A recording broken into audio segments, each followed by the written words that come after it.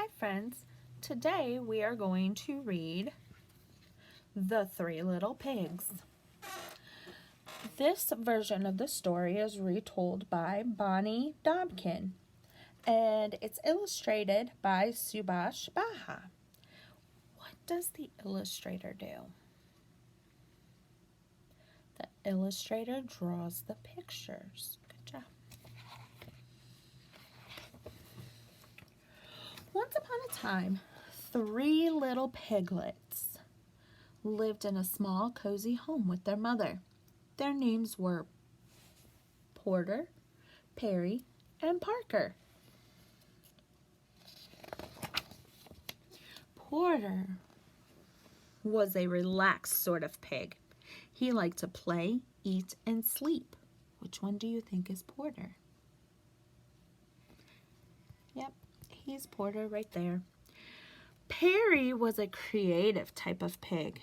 He had lots of ideas, but he didn't always finish what he started. So which one of the pigs do you think is Perry? Yep, he's Perry. So this must be Parker. He was a thoughtful little pig who worked hard and did everything just the way he was supposed to. This kind of annoyed his two brothers. Well, the three little piglets got older and older and bigger and rounder. One day, their mother made a decision. "You've grown too big for this little house," she said. "It's time for you all to go off into the wide, wide world and build homes of your own." So, the three pigs packed their bags and got ready to leave their too cozy home. "Any advice for us, Mother?" asked Parker. "Why, yes," said their mother. "Watch out for that no-good big bad wolf who's always skulking around. And remember, always work hard, remember to plan, and whatever you do, do the best that you can." The three pigs kissed their mother goodbye. Then they trotted out of the house, down the road, and out of the village. Before they had gone very far, they came to a big field full of golden haystacks. "You know," said Porter quickly, "I think I'll build my house of straw. It's a nice color, and the house will be easy to build." "I'm not sure that's a good plan," said Parker. "Will it be warm enough? Will it keep out the rain? What will happen when the wind is strong?" Porter rolled his eyes. "It will be a great house," he said, "and I still have time to play when I'm done." "Then good luck to you," said Perry and Parker, and they continued down the road. Do you think a house made out of hay is going to be a good house? Soon, Parker and Perry came to a shady grove of trees. "You know," said Perry, "I think I'll build my house of logs. Logs are strong, and I can paint them different colors." "That sounds like a good plan," said Parker, "if you finish what you start." "I will," said Perry, and he waved as Parker continued down the road. Perry stood and looked up at the trees. He said, "Cutting down those trees would take a long time. I'll just build my house from the sticks on the ground instead." And that's exactly what he did. Now, what do you think about a house made out of sticks? Do you think that's going to be a good house? Further down the road, Parker was busily planning his house. He bought bricks and stone and mortar to hold the bricks together for the walls. He bought strong oak planks for the doors. He worked on the house for days and days, but when he was done, he felt happy. "Mother would be proud," he said. "I worked hard and I made my house the best it could be." Now, What none of the pigs realized was that someone very bad knew that they had left their mother's house. Who do you think that someone was? Yes, it was the no good, big, bad wolf. First, the wolf went to Porter's house. He saw bundles of hay held together by rope, and he saw Porter Pig outside napping in the sun. "Hello, Pig," said the wolf. Porter opened his eyes, squealed, and jumped to his feet. He ran into his house, pushed the door shut, and hid under his bed. "Now, now," said the wolf, "I only want to have a chat." "Ha!" said Porter. "I know a hungry wolf when I see one." "It really doesn't matter," said the wolf. Little pig, let me come in." "Are you kidding?" said Porter. "Not by the hair of my chinny chin chin." "Then I'll huff, and I'll puff, and I'll blow your house in." The wolf stepped back. Then he huffed, and he puffed, and what do you think he did? He blew with all his might. The straw house flew apart. The wolf pounced, the pig bounced, but Porter squealed and ran. Said the wolf. "Unfortunate."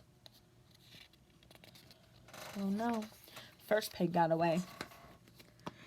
The next day, the wolf decided to try again. He strolled down the road until he saw a flimsy house made of sticks and twigs.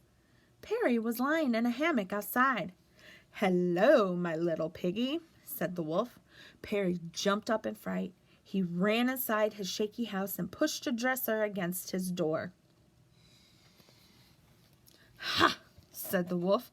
"Does he really think that's going to help?" He cleared his throat. Little pig, let me come in." "No way," said Perry. "Not by the hair on my chinny chin chin." "Then I'll huff, and I'll puff, and I'll blow your house in." The wolf stepped back.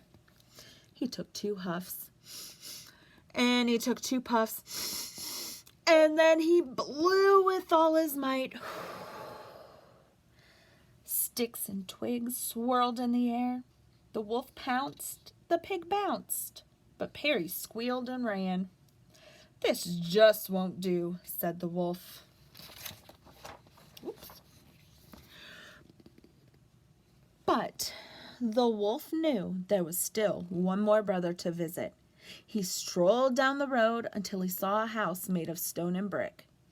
Parker was digging in a garden outside.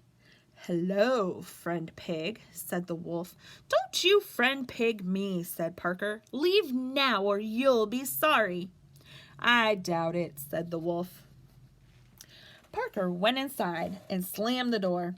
The wolf heard 3 locks locking and 4 shutters slamming. He stood back. Little pig, let me come in." "Not by the hair of my chinny chin chin." "Then I'll huff, and I'll puff, and I'll blow your house in." "Go ahead and try," said Parker. Do you think the wolf is going to be able to blow Parker's house in? The wolf huffed 3 times. And he puffed 3 times. And then he blew with all his might. Nothing happened. "That's a surprise," said the wolf. Now, he huffed 4 times, and he puffed 4 times, and then he blew again with all his might. Still nothing. The wolf tried again, and again, and again.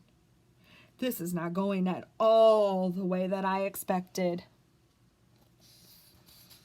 Uh-oh, what do you think he's going to do now? Finally, the wolf fell flat on his back, puffing and wheezing. He heard the shutter creak open. I knew my house would stand up to that no-good wolf, said Parker. I'm just glad he didn't think about coming down the chimney. The shutter slammed shut. Uh-oh. The chimney, whispered the wolf, springing to his feet. Of course.